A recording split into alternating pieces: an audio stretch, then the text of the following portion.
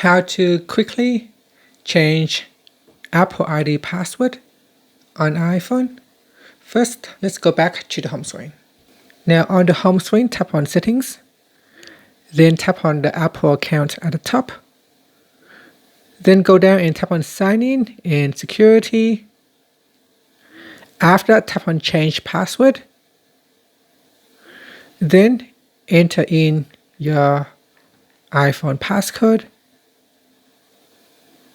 After that, you can now put in a new password.